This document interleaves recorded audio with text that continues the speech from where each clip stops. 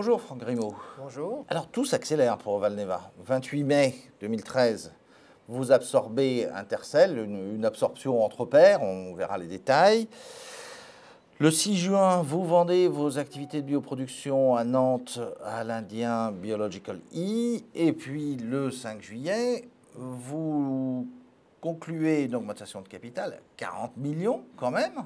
L'an dernier, il s'est levé en tout et pour tout 800 millions pour des sociétés comme la vôtre sur la Bourse de Paris. Donc 40 millions d'euros, dont 20 du FSI. Ça va où tout ça? Qu'est-ce que vous allez faire de cet argent? D'abord, ça crée une des sociétés, seule société européenne capable d'arriver à l'équilibre en 2015, tout en conservant les upsides de la biotech, à savoir un portefeuille de vaccins en développement, à savoir plusieurs plateformes technologiques qui sont licenciées à l'industrie.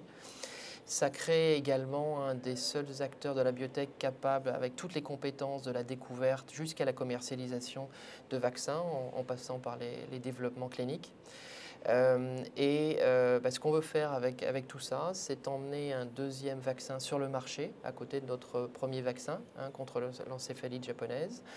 Et on veut créer un des acteurs indépendants du vaccin dans, entre guillemets, les vaccins de niche qui sont peut-être de moindre intérêt pour les gros industriels du vaccin comme GSK et Sanofi Pasteur.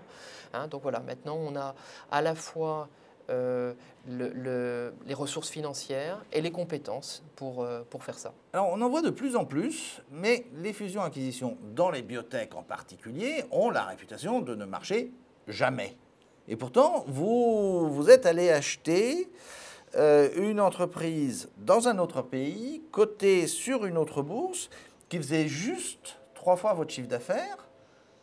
Et qui était juste 2 fois plus important en nombre d'employés. Et alors, également. comment est-ce qu'on réussit une absorption comme ça, Franck Grimaud? Les bases étaient bonnes, à la fois parce qu'il y avait des compétences complémentaires. En France, ex-Vivalis, la R&D, 100 personnes. À Vienne, toutes les compétences de développement clinique, préclinique, le contrôle qualité, une centaine de personnes. Et puis en Écosse, 100 personnes donc dans la production du vaccin commercialisé. Donc pas de grosse restructuration et puis des compétences qu'on aurait mis des années à construire. Également, la fusion permet de mettre en place un noyau dur au niveau de l'actionnariat avec le groupe Grimaud et le FSI qui nous permet de prendre des décisions rapidement. Et puis à la fin, ce qui compte, c'est toujours une affaire d'hommes et de femmes, un management qui vraiment est à la fois complémentaire. Il y a une vraie confiance. Donc le directoire est maintenant composé de 2 ex-Intercell, de 2 ex-Vivalis et qui ont une vraie volonté de développer cette société européenne. Il y a assez d'argent en bourse pour une société comme la vôtre? Dans nos métiers qui sont vraiment très capitalistiques, puisque pour développer un nouveau produit, ça demande vraiment beaucoup d'investissement et un investissement qui va produire ses effets. Vous êtes dans les biotech, de 10 à 15 ans plus tard. Donc la bourse est absolument incontournable. Ayant dit cela, ça vous avez tout à fait raison.